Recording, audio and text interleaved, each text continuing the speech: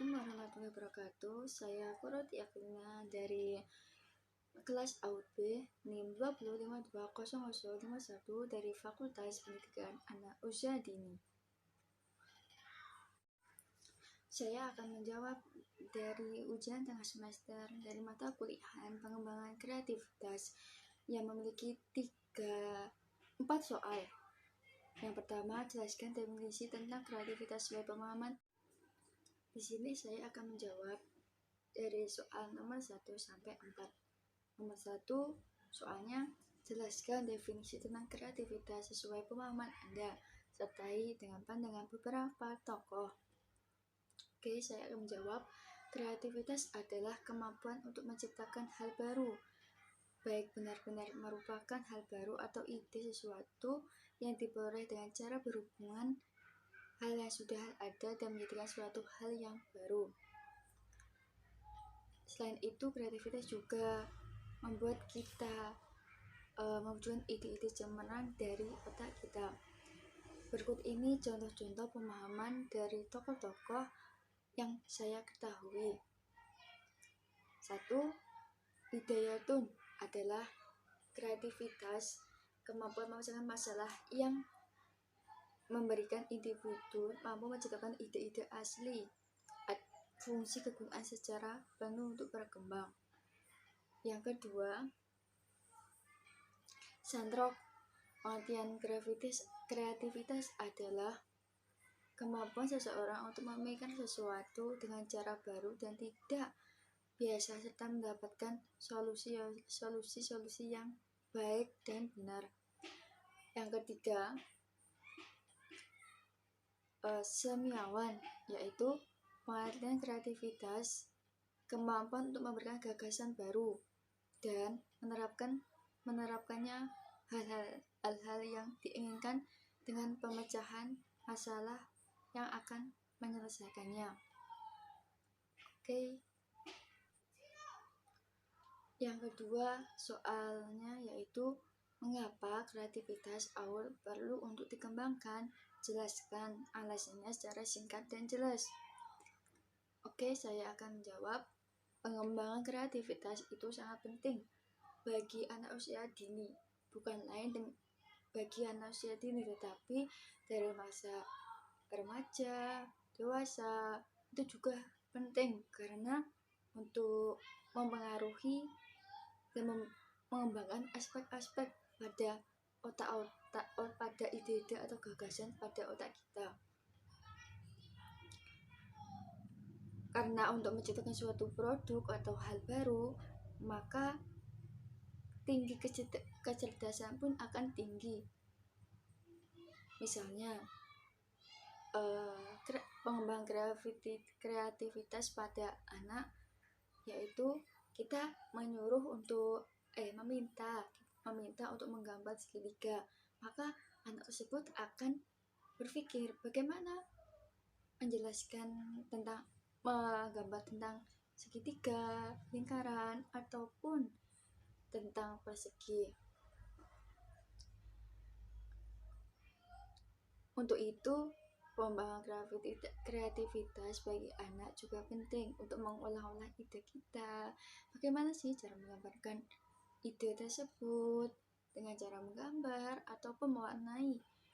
Untuk daun itu berwarna hijau, jadi anak tersebut memilih warna hijau yang bisa untuk mewarnai daun tersebut. Oke, soal yang ketiga yaitu apa tolak ukur keberhasilan mengembangkan kreativitas AUD? Saya akan menjawab, dengan seiringnya perkembangan anak usia dini dari model, semangat, perilaku sosial kehidupan, moral, bermasyarakat, interaksi antara satu sama lain, sekarang kebanyakan orang tua dan siswa lebih dominan memperhatikan bakat membaca, menulis, berhitung, dan lain-lain. Ini yang dinamakan keberhasilan inteligensia yang dianggap sebagai berhasil tidaknya anak di sekolah. Padahal Sebagaimana kita ketahui banyak hal atau banyak bakat yang harus diperhatikan dari tiap-tiap anak, karena setiap anak berbeda-beda. Anak usia dini juga bersekolah. Pada guru juga diajarkan bagaimana membaca, berhitung, menulis, dan lain sebagainya. Untuk itu, anak pun juga tolak ukur keberhasilan itu juga terlihat akan meningkatkan sekolah yang akan tinggi dari TK, SD, SMP, SMA, sampai sekolah tinggi. Maka dari itu, kebanyakan yang belum sekolah pasti dia belum tahu bagaimana untuk bergambar.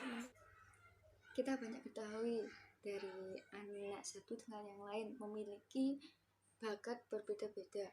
Harapan itu dapat kita telisik dari kompetisi yang kian terbuka dalam penerimaan peserta didik baru di sekolah-sekolah ternama, di mana menginginkan anak tersebut cerdas dalam membaca, menulis, berhitung, dan lain sebagainya. Dan juga itu bisa dijadikan dari tolak ukur keberhasilan anak. Oke, yang keempat, amatilah di lingkungan Anda faktor apa sajakah yang mendukung dan menghambat pengembangan kreativitas AUD, lalu bagaimana Anda menyikapinya. Hal yang mendukung anak usia dini akan menjadi kreatif apabila anak mempunyai sedikit waktu bebas untuk bermain dengan ide-ide yang baru, memiliki konsep-konsep yang dimiliki, bisa mengembangkan kreativitas anak tersebut. Selanjutnya, sarana harus tersedia, terutama sarana bermain yang dapat mendorong anak tersebut untuk kreativitas dan memiliki percobaan eksplorasi terhadap sarana bermain tersebut. Hal yang penting yaitu pada faktor lingkungan, baik lingkungan keluarga, sekolah, maupun masyarakat. Mereka harus memberi hak kebebasan pada anak tersebut. Contohnya, di sekolah pun ya kreativitas yang perlu dirangsang dengan berbagai macam kegiatan sesuai dengan minat bakat diri anak tersebut, yang bisa memiliki bakat dalam pengetahuan. Contohnya, dia suka berhitung, maka guru pun juga tahu, oh ya, anak tersebut memiliki bakat pengetahuan yang tinggi, dan anak tersebut keinginan tahunya untuk menemukan hal yang baru sehingga dapat mengasah anak untuk berpikir lebih kreatif. Yang kedua, penghambatnya yaitu anak tersebut tidak ada dorongan eksplorasi, di mana anak tidak mendapat kesempatan untuk bereksplorasi atau menjajah lingkungannya. Tidak ada faktor dari lingkungan, sekolah, ataupun masyarakatnya. Anak tersebut dilarang untuk menghayal ataupun bagaimananya. Tetapi bagaimana sih cara menyikapi pengembangan kreativitas tersebut? Oke, yaitu dengan hendaknya diperhatikan dan dipahami oleh guru. Bukannya oleh guru saja, orang tua pun juga harus memahaminya. Guru juga memberikan stimulasi yang tepat sehingga anak tersebut memiliki kreativitas yang berkembang baik. Dan harapannya dengan memahami faktor penghambatan pada anak tersebut, para guru PAUD ataupun TK yang lainnya meminimalisir kesalahan dalam memberikan stimulasi pada anak tersebut. Sekian, terima kasih dari saya. Apabila kurangnya mohon maaf. Wassalamualaikum warahmatullahi wabarakatuh.